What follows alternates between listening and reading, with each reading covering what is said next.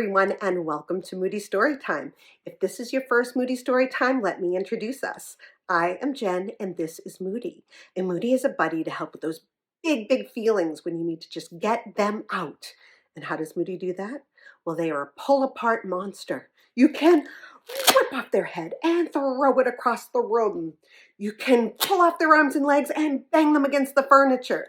And when you're all done, you can put Moody back together again with a trusted adult and talk about what happened. What can we do next time to make you feel better about these big feelings you have, right?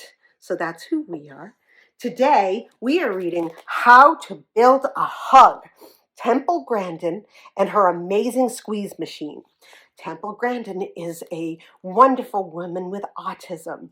And as you'll see in the book, she is so fantastic and builds this amazing machine to help her feel good. Let's start. Okay. Temple loved folding paper kites, making obstacle courses for her dog, and building lean-tos with real hinged doors.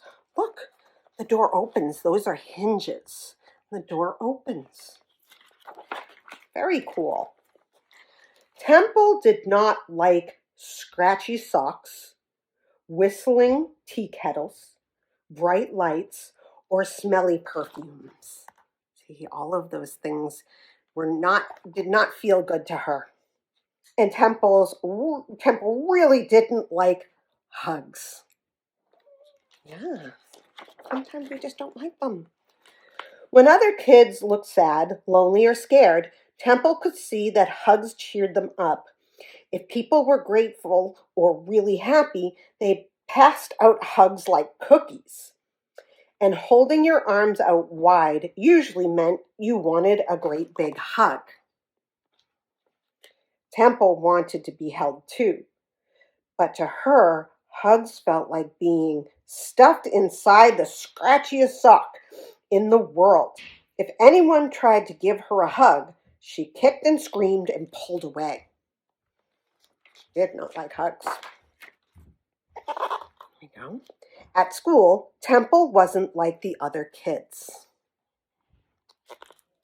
No one understood that when the classroom fan whirred, Temple imagined a dentist drill. Oof, boy. That to her, the voices in the loud, stinky cafeteria roared like a jet engine, and the school bell clanged like a woodpecker knocking on her head. To escape the noisy images, Temple fled to the playground swing. All those noises were way too loud for Temple. So she goes on the swing, where she spun and hummed until the sounds vanished in the breeze. The wound-up swing felt snug and secure. Is this what hugs are supposed to feel like? Temple wanted a real hug, but even when she was safe at home, when her mom leaned down to give her a squeeze, all she saw was a tidal wave of dentist drills, sandpaper, and awful cologne coming at her all at once. Too much.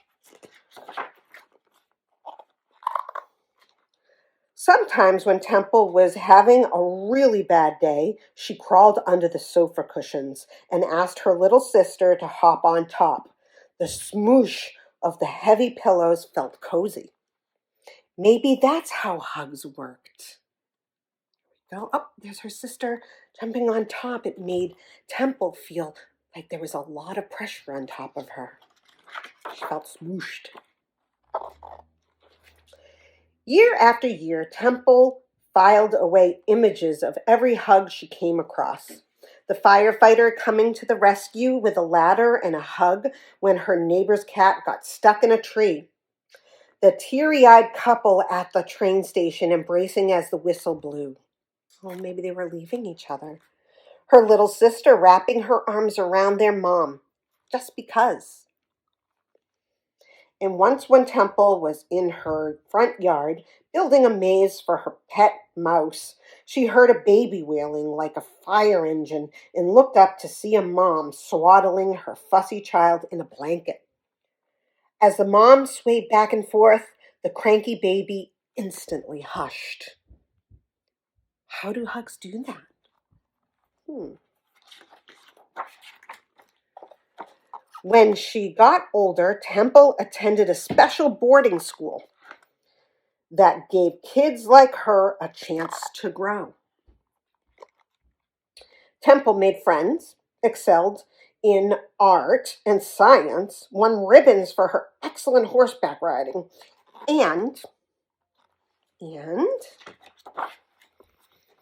kept building things like model rockets, a lift for the school's ski slope, and a tiny swinging door for the resident cat to go where it pleased.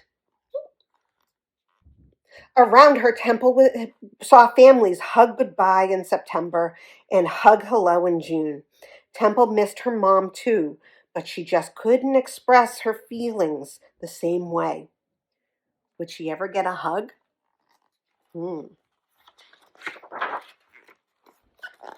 At the end of the school year, Temple was invited to spend the summer at her aunt's ranch in Arizona. Temple kept busy, drawing and painting, reading books about inventors, and fixing things around the farm. Oh, wow. She even made a machine that opened and closed the ranch's heavy front gate. Wow, that's a lot. How cool is that? In the yard, Temple trotted the horses and fed the baby goats, letting them push up against her hands as they nuzzled for bottles of milk. She watched newborn calves take to their first wobbly steps and noticed how they flinched when tickled by flies, just like she did when people tried to touch her. Yeah, too much, right? Too much. On the day of the calves' first checkup, Temple heard frantic mooing and raced outside to see what the matter was. A ranch hand was leading a skittish young cow into a mysterious device. Oh, what's that?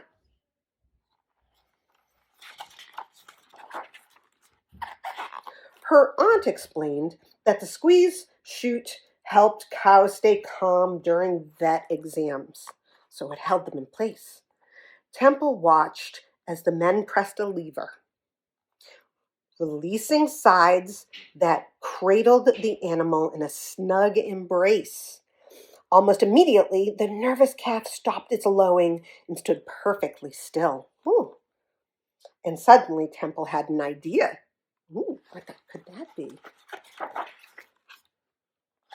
She ran to the barn and quickly sketched a plan. She took measurements and sawed planks. Oh boy. She found a spool of wire, a rusty pulley, a length of string, and some cushions from the old chair. Oh, there are cushions there. Look at all the things that she pulled together. Temple called for her aunt to come see. Then she crept inside her creation and pulled on the string to let the sides slip around her. Temple smiled. The loud noises disappeared. The air smelled fresh, and the bright sunshine felt wonderful. There she is in her machine. It's a snuggle apparatus, said her aunt. It's a squeeze-a-majiggy, said her uncle. It's a swish box, said the ranch hand. It's a hug machine, thought Temple. Temple brought her invention back home at the end of the summer. Every time she felt nervous or scared, she slid inside for a cuddle. But after a while, she began to use the machine less and less, and then almost not at all. Then one day, her machine broke, and she knew that only one thing could could her cheer her up. Let's see, what could cheer her up? A hug. I'm into hugging people now, said Temple Grandin. Hey, wasn't that a great story? Temple just couldn't deal with people touching her. Sometimes it doesn't feel right, right? So she worked hard to find a way to make herself feel better by building this hug machine. And then sooner or later it became that she could actually hug others. It's a wonderful story, and Temple is a wonderful person.